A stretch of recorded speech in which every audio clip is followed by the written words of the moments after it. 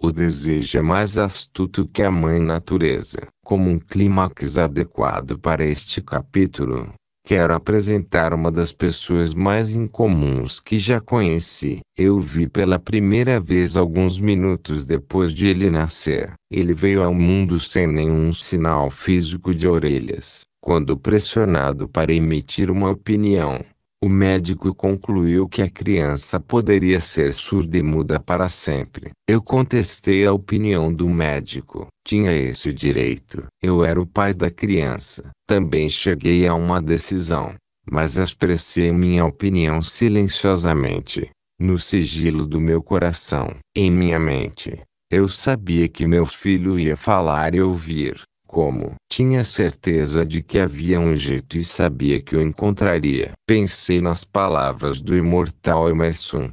Todo o curso das coisas vai nos ensinar a fé. Só precisamos obedecer. Existe orientação para cada um de nós.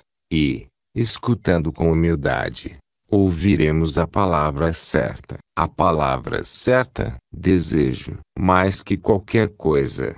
Desejei que meu filho não fosse surdo e incapaz de falar, e desse desejo nunca me afastei, nem por um segundo. O que eu poderia fazer em relação a isso? De algum jeito, encontraria um caminho para transplantar para a mente daquela criança meu desejo por maneiras de transmitir som para seu cérebro sem a ajuda de orelhas. Assim que a criança crescesse o suficiente para cooperar, eu encheria sua mente tão completamente com um desejo ardente de ouvir que a natureza traduziria esse desejo em realidade física por métodos próprios. Tudo isso aconteceu dentro da minha cabeça, mas não contei para ninguém. Todos os dias renovava o juramento que tinha feito a mim mesmo. O de que meu filho não seria surdo. Quando ele ficou mais velho e começou a notar as coisas à sua volta,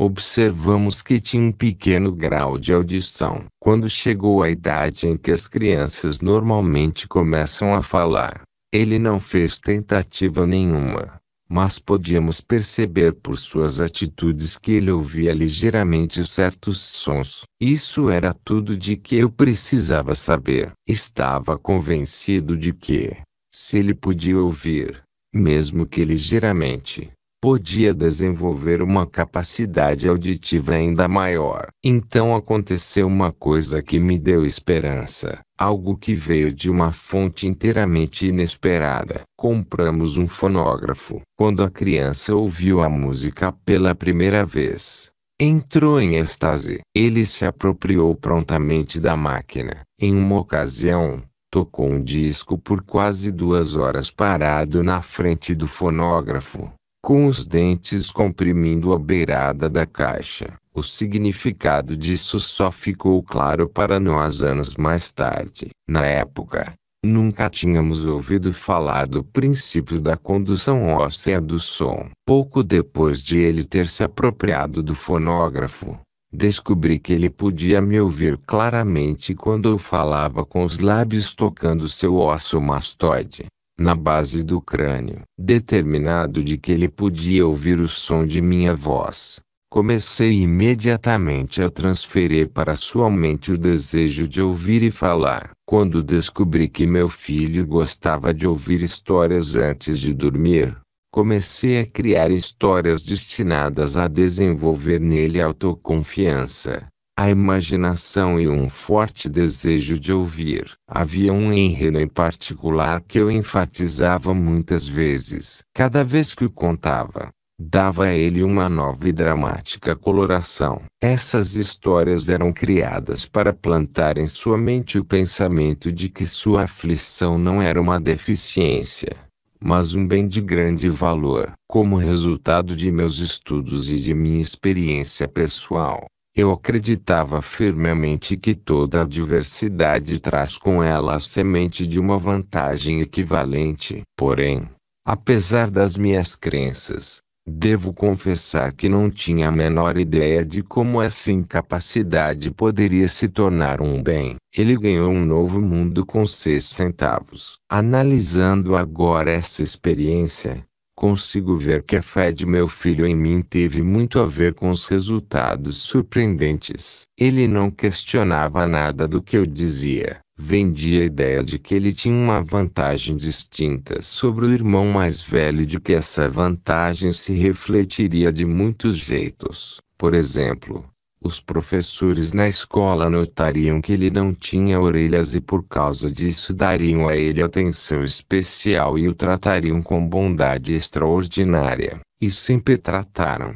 Também vendi para ele a ideia de que, quando ele tivesse idade suficiente para vender jornais, seu irmão mais velho já tinha se tornado o vendedor de jornais. Teria uma grande vantagem sobre o irmão. Meu raciocínio era que as pessoas pagariam mais por suas mercadorias porque veriam que ele era um garoto brilhante e esforçado, apesar de não ter orelhas. Quando ele tinha uns 7 anos, mostrou a primeira evidência de que meu método de estimulação mental estava dando frutos. Durante vários meses ele implorou pelo privilégio de vender jornais, mas a mãe não permitiu. Finalmente, ele partiu para a ação. Uma tarde, quando ficou sozinho em casa com os empregados, pulou a janela da cozinha e saiu sozinho. Pegou 6 centavos emprestados no sapateiro vizinho e investiu o dinheiro em jornais para vender. Pegou o dinheiro que ganhou, reinvestiu em mais jornais e repetiu o processo até a noite. Depois de fazer as contas e devolver os 6 centavos ao seu banqueiro, ele descobriu que tinha lucrado 42 centavos. Quando chegamos em casa à noite, o encontramos adormecido na cama, com o dinheiro bem preso na mão fechada. A mãe abriu sua mão, pegou as moedas e chorou. Imagine, acho que ela chorou pela primeira vitória do filho. Minha reação foi oposta. Eu ri, porque soube que a empreitada de plantar na mente de meu filho uma atitude de fé nele mesmo havia dado certo. A mãe viu um garotinho surdo que tinha ido às ruas sozinho em sua primeira empreitada comercial e arriscado a vida para ganhar dinheiro. Eu vi um pequeno empreendedor corajoso, ambicioso e autossuficiente, cuja confiança em si mesmo havia aumentado 100%. Ele havia começado uma atividade por iniciativa própria e tinha vencido. Não fiquei apenas satisfeito, fiquei impressionado. Ele havia demonstrado claramente os primeiros sinais dos recursos que o acompanhariam por toda a vida. O garotinho surdo passou pelo ensino fundamental, médio e pela faculdade sem poder ouvir os professores, exceto quando gritavam bem alto e perto dele. Não foi para uma escola para surdos e não usamos a língua de sinais. Estávamos determinados. Ele viveria como qualquer garoto que ouvia e falava. Sustentamos essa decisão, embora ela nos tenha custado muitas discussões acaloradas com representantes da escola. Quando estava no ensino médio, ele experimentou um aparelho auditivo, que não teve valor nenhum em seu caso. Durante a última semana na faculdade, aconteceu uma coisa que marcou o mais importante momento de transformação em sua vida. Aparentemente por acaso, ele recebeu outro aparelho auditivo enviado para ser testado. Ele demorou para testá-lo, devido à decepção com um aparelho similar. Finalmente ele o pegou e, descuidado, colocou na cabeça e ligou a bateria. De repente, como que por mágica, seu eterno desejo de ouvir normalmente se tornou realidade. Pela primeira vez na vida ele ouvia praticamente tão bem quanto qualquer pessoa com audição normal. Eufórico com o novo mundo mostrado a ele, correu para o telefone, ligou para a mãe e ouviu a voz dela perfeitamente. No dia seguinte, pela primeira vez na vida, ele ouviu com clareza a voz dos professores na sala de aula. Pela primeira vez na vida, podia conversar livremente com outras pessoas, sem que elas tivessem que falar alto. De fato, Ele se apoderava de um mundo transformado. Seu desejo finalmente rendia frutos, mas a vitória ainda não era completa. Ele ainda precisava encontrar um jeito definido e prático de converter sua incapacidade em um bem equivalente. Pensamento que faz milagres. Intoxicado com a alegria do mundo de sons recém-descoberto, ele escreveu uma carta para o fabricante do aparelho auditivo descrevendo com entusiasmo sua experiência. Alguma coisa na carta fez a empresa convidá-lo para ir a Nova York. Ele foi levado para visitar a fábrica e, enquanto conversava com o engenheiro responsável e contava a ele sobre seu mundo modificado, uma ideia, ou uma inspiração, chame como quiser surgiu em sua cabeça. Foi esse impulso de pensamento que transformou sua incapacidade em bem. Um bem que renderia muito dinheiro e muita felicidade para sempre. A soma e a substância daquele impulso foram o seguinte. Ele pensou que poderia ajudar os milhões de pessoas que passam pela vida sem o benefício dos aparelhos auditivos. Se pudesse encontrar um jeito de contar a elas a história que havia mudado seu mundo. Durante um mês, ele realizou uma pesquisa extensa na qual analisou todo o sistema de marketing do fabricante do aparelho auditivo. Depois criou um plano para alcançar outras pessoas com deficiência auditiva no mundo todo.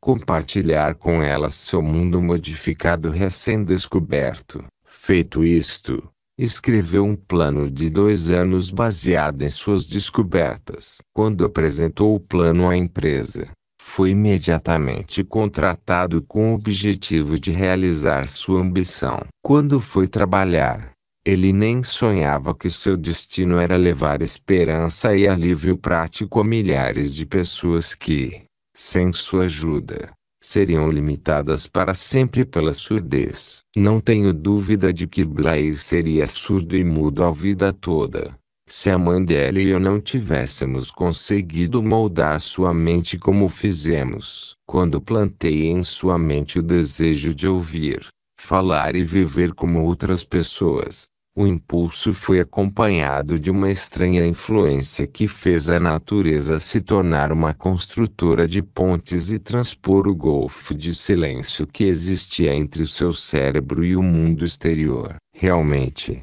um desejo ardente tem meios tortuosos de se transmutar em seu equivalente físico. Blair desejou a audição normal. Agora ele a tem. Ele nasceu com um quadro que, naquele tempo, poderia ter facilmente mandado uma pessoa com um desejo menos definido para a rua com um monte de lápis e uma canequinha. A mentirinha inocente que plantei em sua mente quando ele era criança, que o levou a acreditar que a deficiência auditiva se tornaria um grande bem, justificou-se. Estou convencido de que não há nada, certo ou errado, que a crença, mas o desejo ardente, não possam concretizar. Essas qualidades são gratuitas para todo mundo. Comentário: quando Napoleão Hill estava terminando este capítulo sobre o desejo, foi noticiada a morte da famosa cantora de ópera Madame Schumann.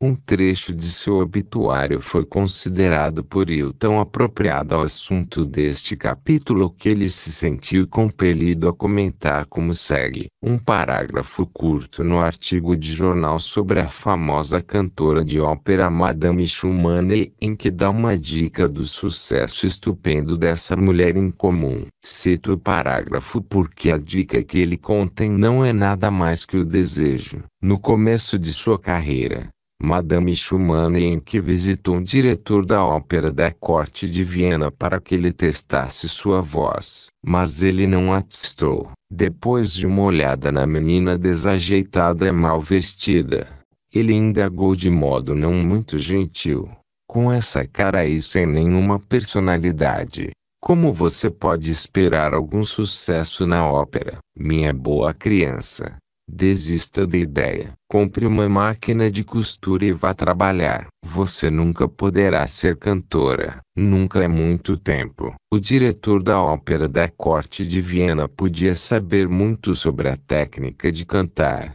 mas sabia pouco sobre o poder do desejo que assume a proporção de uma obsessão. Se soubesse mais sobre esse poder, ele não teria cometido o erro de condenar o gênio sem dar a ele uma oportunidade. Comentário: embora poucos leitores desta edição conheçam Madame Schumann Inc., todo leitor conhece meia dúzia de histórias semelhantes. Ela é válida para cada geração e cada tipo de música. Em algum momento, até os maiores astros foram fracassos. Em algum momento, alguém disse a eles que não eram bons o bastante. Mas, em cada uma dessas vezes em que eles fracassaram, o desejo era maior que o fracasso. É por isso que você conhece suas histórias. E também é por isso que você nunca ouviu nada sobre milhares de outros artistas que também ouviram alguém dizer que eles não eram bons. Esses dos quais você nunca ouviu falar são aqueles cujo desejo não era grande o bastante. São os que acreditavam que fracasso era derrota. Vários anos atrás um dos meus sócios adoeceu. Ele piorou com o passar do tempo e,